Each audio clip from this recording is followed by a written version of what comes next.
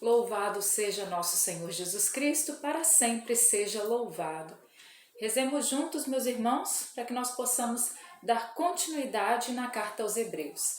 Pelo sinal da Santa Cruz, livrai-nos Deus nosso Senhor dos nossos inimigos, no nome do Pai, do Filho e do Espírito Santo. Amém. Vinde, Espírito Santo, enchei os corações dos vossos fiéis e acendei neles o fogo do vosso amor. Enviai-nos, ó Pai, o vosso Espírito, e tudo será criado, e renovareis a face da terra. Oremos. Ó Deus, que instruíste os corações dos vossos fiéis com a luz do Espírito Santo, fazei que apreciemos retamente todas as coisas, segundo o mesmo Espírito, e gozemos sempre de sua consolação por Cristo Senhor nosso. Amém. Nós vimos ontem, então, aqui nessa carta aos Hebreus, a excelência do sacerdócio de Cristo. A gente viu um pouco da nova aliança, a realidade da nova aliança em relação à antiga. E agora no capítulo 9 de Hebreus, vem falar sobre essa eficácia definitiva do sacrifício de Cristo, né?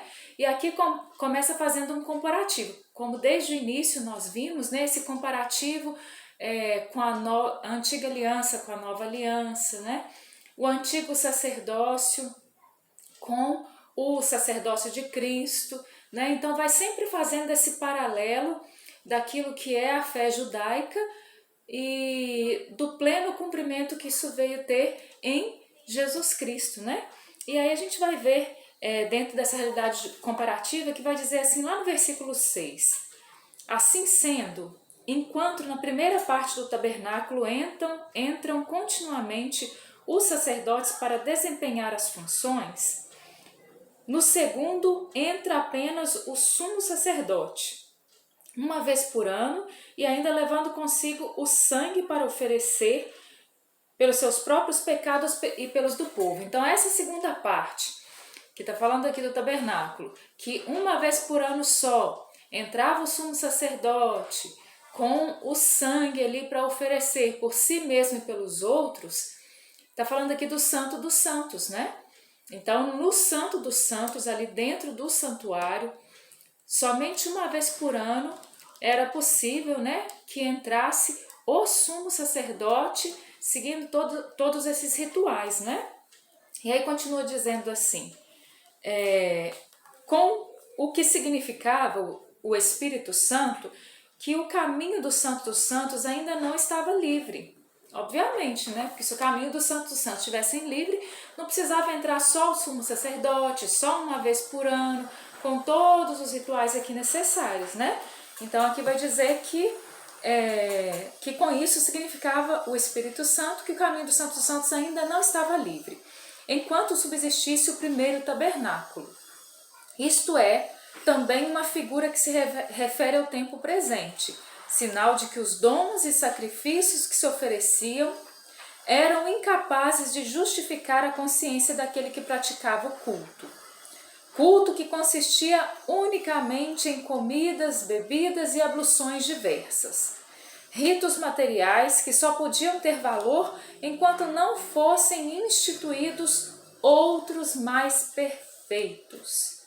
Porém, já veio Cristo, sumo sacerdote dos bens vindouros, e através de um tabernáculo mais excelente e mais perfeito. Então, o tempo inteiro ele vai fazendo essa comparação, e quando entra na realidade de Jesus, vai mostrando que tudo se tornou mais excelente e mais perfeito, né? A segunda aliança mais perfeita, mais excelente, o tabernáculo, o sacrifício, como nós veremos então, o sacerdócio, como nós vimos ontem. Porém, então já veio Cristo, através de um tabernáculo mais excelente, mais perfeito, não construído por mãos humanas, ou seja, não deste mundo. Então, que tabernáculo é esse?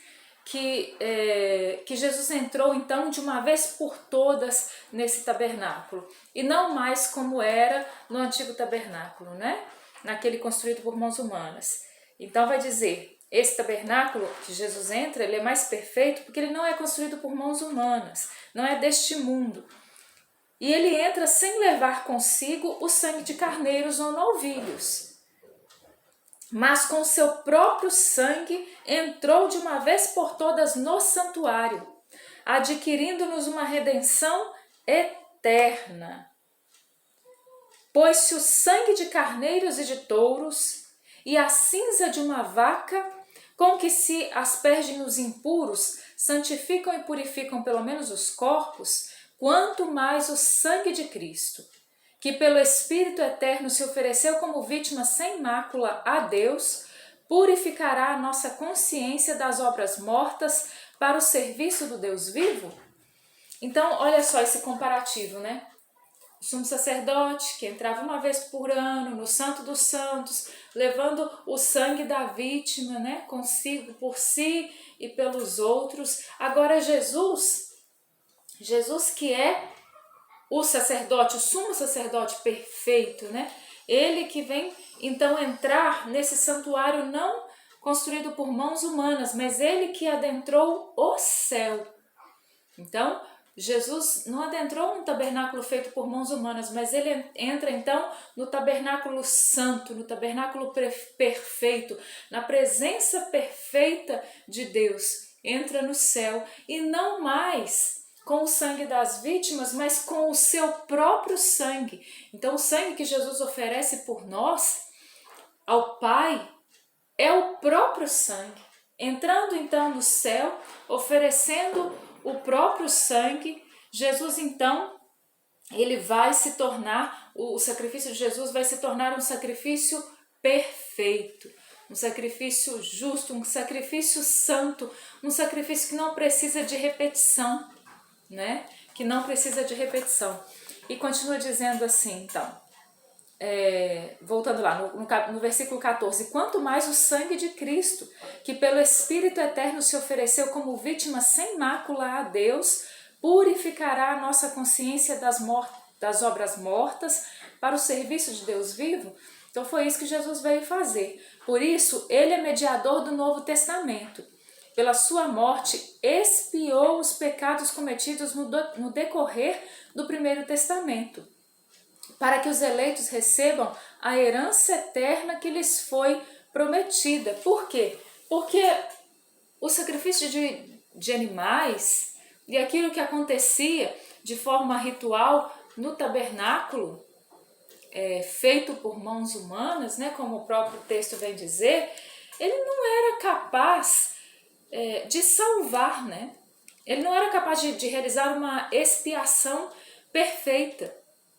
Era só algo ali temporal, que precisava ser continuamente repetido, né? Agora, com o sangue de Cristo, acontece o sacrifício santo e perfeito. Por isso, quando nós vamos à Santa Missa, nós compreendemos que na Santa Missa o que acontece é a atualização do mistério pascal de Cristo, da paixão, morte e ressurreição de Jesus. É o que acontece na Santa Missa, não uma repetição de atos e não uma repetição dos fatos, mas o sacrifício único e eterno que se perpetua na face da terra e diante do qual nós podemos entrar, os homens de todos os tempos e de todos os lugares, os homens e mulheres de todos os tempos e lugares são capazes de entrar então e de participar dessa graça, do mistério pascal de Cristo, não é? É isso que nós fazemos então, por isso que nós entendemos que a Santa Missa ela é única, ela não é uma repetição. Mas eu não vou à missa toda semana? Ou eu vou à missa todo dia?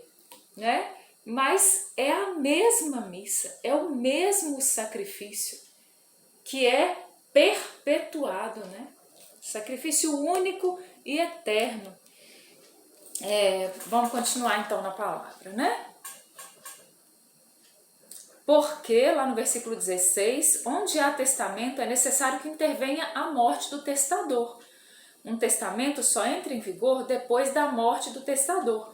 Permanece sem efeito enquanto ele vive. Por essa razão, nem mesmo o Primeiro Testamento foi inaugurado sem uma efusão de sangue. Moisés, ao concluir a proclamação de todos os mandamentos da lei, em presença de todo o povo reunido, tomou o sangue de touros e dos cabritos imolados, bem como a água, lã escarlate e hisopo, aspergiu com o sangue não só o próprio livro, como também todo o povo, dizendo: este é o sangue da aliança que Deus contraiu convosco. E da mesma maneira aspergiu o tabernáculo e todos os objetos de culto. Aliás, conforme a lei, o sangue é utilizado para quase todas as purificações. E sem efusão de sangue não há perdão. Então percebe a figura, a prefiguração acontecendo, né? A figura daquilo que viria a acontecer, do sacrifício eterno e perfeito, já acontecia ali com Moisés. Então era uma prefiguração, né? A figura de algo maior que viria a acontecer. Então ali no Primeiro Testamento. E o Segundo Testamento, né? O Novo Testamento, ele então é perfeito em Jesus Cristo.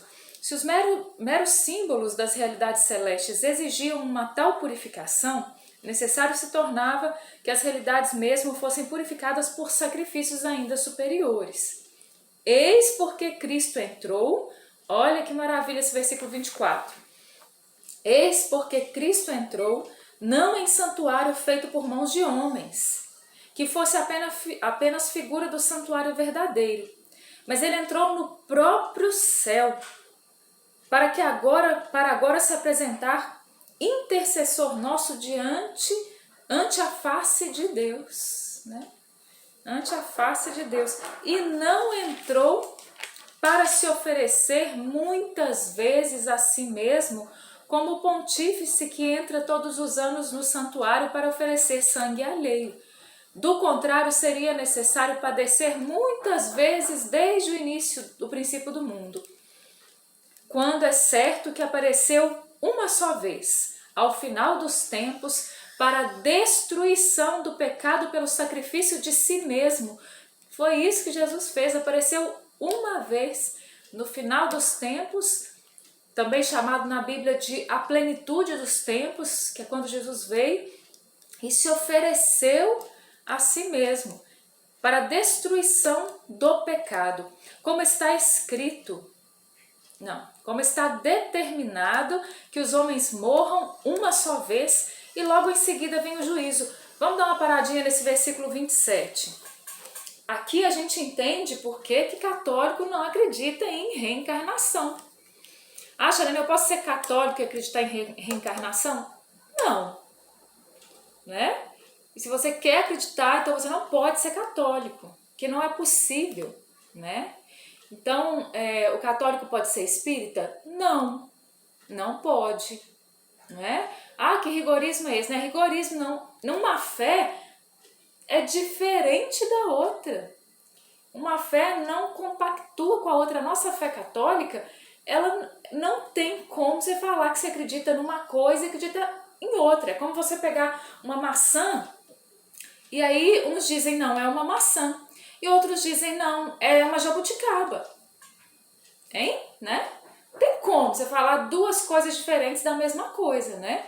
Então, como está escrito aqui no versículo 27, como está determinado que os homens morram uma só vez e logo em seguida vem o juízo. Claro, aqui não, a intenção do autor não é discorrer e entrar nesse assunto, existem outras partes da Bíblia que isso é melhor explanado, mas isso também está visível, está claro nesse versículo 27, né? Mas vamos continuar então dentro do contexto de Hebreus. Como está determinado que os homens morram uma só vez e logo em seguida vem o juízo. Assim Cristo se ofereceu uma vez para tomar sobre si os pecados de uma multidão e aparecerá uma segunda vez. Então não era possível que Cristo morresse várias vezes, porque isso não é possível, né? Porque não existe uma possibilidade do ser humano morrer várias vezes. Então, a morte, como ela é única para cada um de nós, assim também foi para Jesus o verbo humanado, né? Jesus, o verbo feito carne, morre uma vez. Uma vez num sacrifício único e perfeito, justo e santo. Assim Cristo se ofereceu uma só vez para tomar sobre si os pecados da multidão. e aparecerá uma segunda vez, né? Aparecerá uma segunda vez, não nascerá uma segunda vez, que nascer também é uma vez só. Então ele aparecerá uma segunda vez. Quando? Na sua segunda vinda, que nós esperamos, né?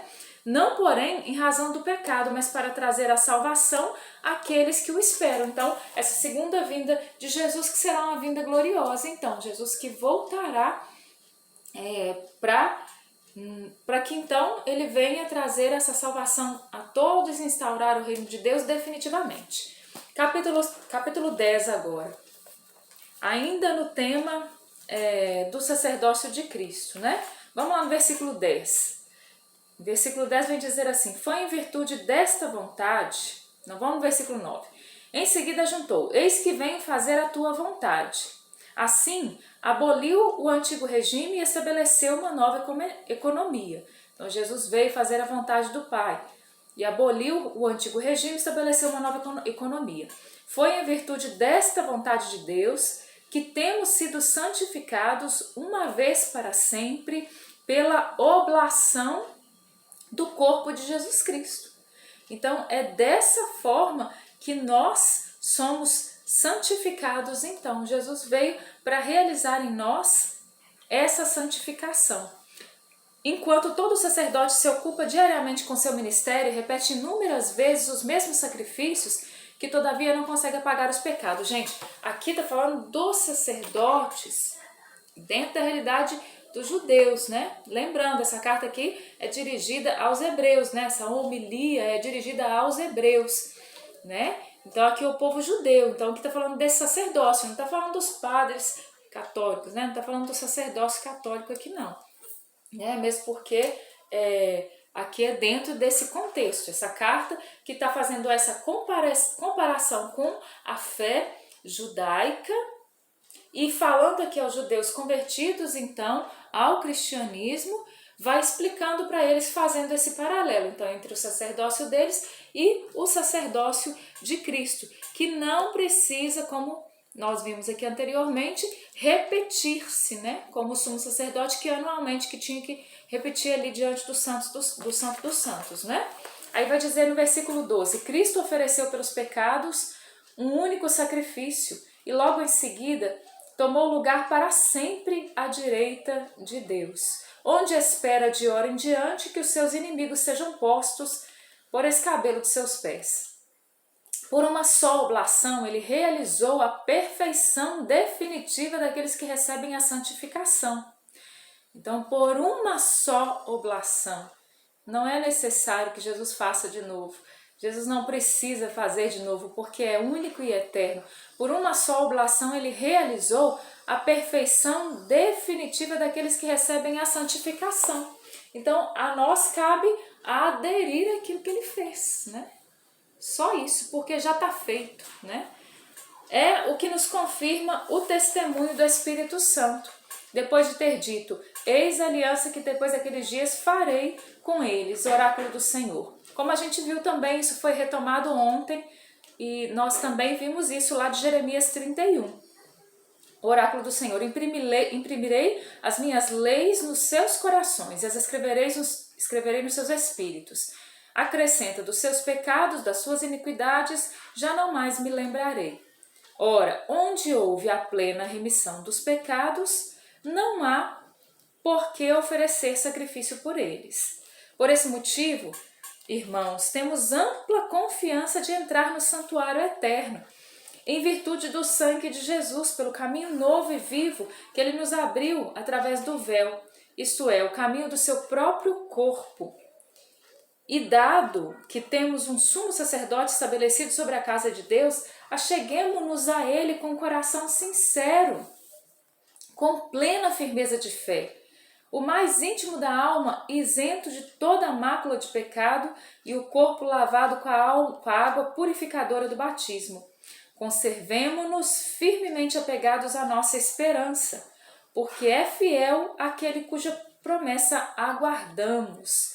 Olha a riqueza desses versículos. Olhemos uns pelos outros para estímulo à caridade e às boas obras. Não abandonemos a nossa assembleia, como é costume de alguns, mas admoestemo-nos mutuamente. E quanto mais tanto mais quanto vedes aproximar-se o grande dia. Depois de termos recebido e conhecido a verdade, se abandonarmos voluntariamente, já não haverá sacrifício para expiar esse pecado. Entende por que não adianta só Jesus ter morrido na cruz? Por quê? Porque se eu abandono voluntariamente a verdade daquilo que Jesus já fez por mim, já não tem nenhum sacrifício que possa expiar o meu pecado. Por quê? Porque eu abandonei, porque eu não quis, né? Porque eu rejeitei. Só teremos que esperar um juízo tremendo e o fogo ardente que há de devorar os rebeldes. Se alguém transgredir a lei de Moisés, isto provando com 2 ou 3 testemunhas, deverá ser morto sem misericórdia, aquilo que dizia o Antigo Testamento. Quanto pior castigo julgais que merece quem calcar aos pés o Filho de Deus, profanar o sangue da aliança em que foi santificado e ultrajar o Espírito Santo, autor da graça. Meu Deus, olha essa palavra. Quanto pior castigo julgais que merece quem calcar aos pés o Filho de Deus, profanar o sangue da aliança em que foi santificado e ultrajar o Espírito Santo, autor da graça. Pois bem, sabemos quem é que disse: a minha vingança eu a executarei. E ainda, o Senhor julgará seu povo. É horrendo cair nas mãos do Deus vivo. Lembrai-vos dos dias de outrora, logo que fostes iluminados, quão longas e dolorosas lutas sustentastes. Seja tornando-vos alvo de toda espécie de opróbrios e humilhações, seja tomando moralmente parte nos sofrimentos daqueles que os tiveram de suportar. Não só vos compadecestes dos encarcerados, mas aceitastes com alegria a confiscação dos vossos bens, pela certeza de possuirdes riquezas muito melhores e imperecíveis. Não percais esta convicção a que está vinculada uma grande recompensa, pois vos é necessária a perseverança para fazerdes a vontade de Deus e alcançardes os bens prometidos. Ainda um pouco de tempo, sem dúvida, bem pouco, e o que há de vir virá e não tardará. Meu justo viverá da fé, porém se ele desfalecer, meu coração já não se agradará dele. Não somos absolutamente de perder o ânimo para a nossa ruína. Nós somos de manter a fé para a nossa salvação. Palavra do Senhor, graças a Deus. Meus irmãos, esses capítulos de 19 a 39 da carta aos Hebreus, nós precisamos prestar muita atenção no que está sendo dito aqui. São coisas muito práticas para que a gente coloque na nossa vida, para que a gente avalie a nossa vida, né? Nós vamos brincar então com o sacrifício que Jesus fez? Nós vamos brincar com a nossa salvação? De modo algum, né? Nós precisamos manter a nossa fé para a nossa salvação. Peçamos ao Senhor essa graça nesse dia. Rezemos juntos: Pai nosso que estais no céu, santificado seja o vosso nome, venha a nós o vosso reino, seja feita a vossa vontade, assim na terra como no céu. O pão nosso de cada dia nos dai hoje, perdoai-nos as nossas ofensas, assim como nós perdoamos a quem nos tem ofendido. E não nos deixeis cair em tentação, mas livrai-nos do mal. Amém. Ave Maria, cheia de graça, o Senhor é convosco. Bendita sois vós entre as mulheres, e bendito é o fruto do vosso ventre, Jesus. Santa Maria, Mãe de Deus, rogai por nós, pecadores, agora e na hora da nossa morte. Amém. Glórias ao Pai, ao Filho e ao Espírito Santo, como era no princípio, agora e sempre. Amém. Em nome do Pai, do Filho e do Espírito Santo. Amém. Louvado seja nosso Senhor Jesus Cristo, para sempre seja louvado.